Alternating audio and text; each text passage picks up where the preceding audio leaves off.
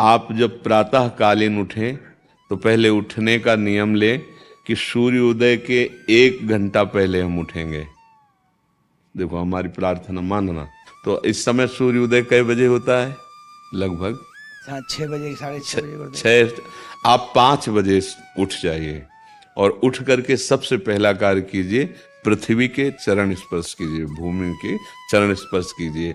और फिर आप जिस आसन पर बैठे हैं, देखो ध्यान से हमारी तरफ सुनना, जिस आसन पर बैठे हैं, जिस पे शयन किए थे, जिस सैया पर सोए थे, पृथ्वी को प्रणाम करने के बाद उसी सैया में 5 मिनट केवल बैठ जाइए और 5 मिनट बैठकर 5 संतों का नाम ले लीजिए।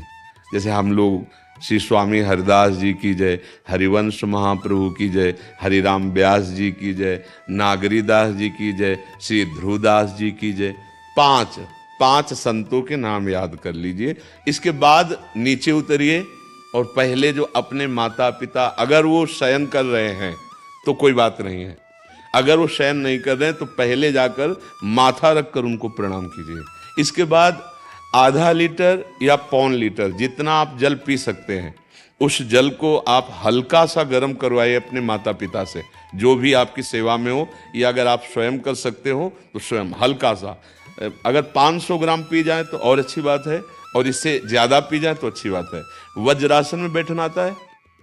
वज्रासन जानते हो आप लोग? देखो वज्रासन, वो देखो बैठ रहे हैं, ये दोनों पैरों को ऐसे करके इससे बैठकर जल पिया जाए। ये आपके ब्रह्मचर्य की रक्षा करेगा, कब्ज नहीं होने देगा और आपके मस्तिष्क की गर्मी को ठंडा करेगा। ऐसे वज्रासन में बैठकर धीरे धीरे 5 या 10 मिनट में जल पिया जाए, एकदम न पिया जाए। गिलास में लेकर के 500 ग्राम जल धीरे धीरे उसको पिया जाए। फिर इसके बाद आपको 100-200 कदम टहलना है। फिर इसके बाद आप शौच जाइए।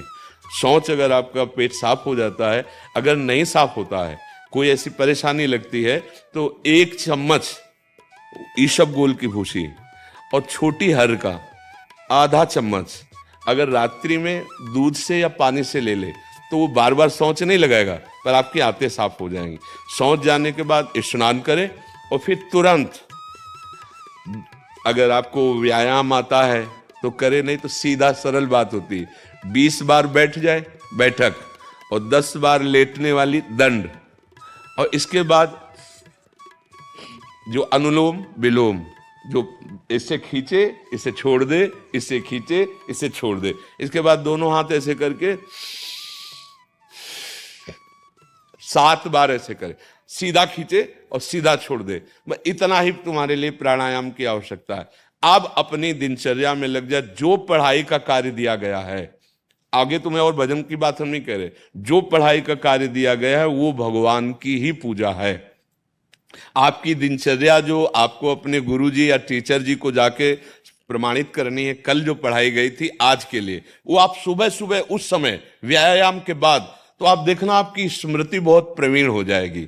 अच्छा, ये आपकी प्रातःकालीन दिनचर्या है। जब आप अपने गुरुदेव के पास स्कूल जाएं, तो हमें आजकल का तो अब पता नहीं, पर हम लोग जब जाते थे तो अपने गुरुजी को प्रणाम करते थे। तो जो स्कूल में आपको पढ़ाई पढ़ा रहे हैं वो तो बात है, अब आपको जो हम खास बात बताना चाहते हैं वो कि देखो अभी छोटे छोटे बच्चे हो, बच्चों में कुछ बच्चे ऐसे गंदे बच्चे होते हैं जिनके गंदी बातें दिमाग में आ जाती हैं और गंदी बातें वो करने लगते हैं आचरण में। आप लोग इतना तो जानते ही होंगे कि गंदी बातें किसे कहते हैं।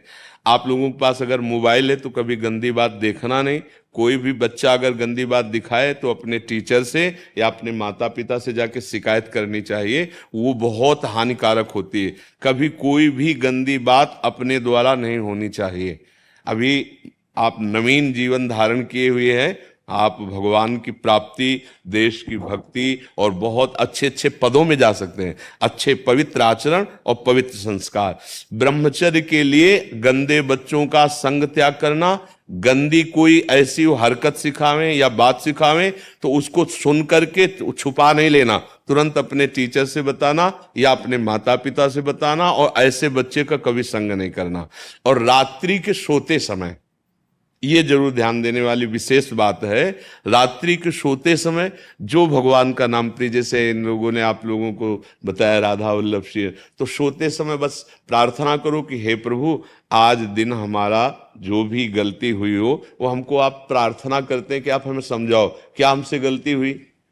अगर पूरी दिनचर्या में ऐसा लग रहा है हमसे कोई गलती नहीं, तो भगवान सुबह से अभी तक हम सोने जो जा रहे हैं ये पूरा समय आपको समर्पित, आप देखना इसका फल देखना।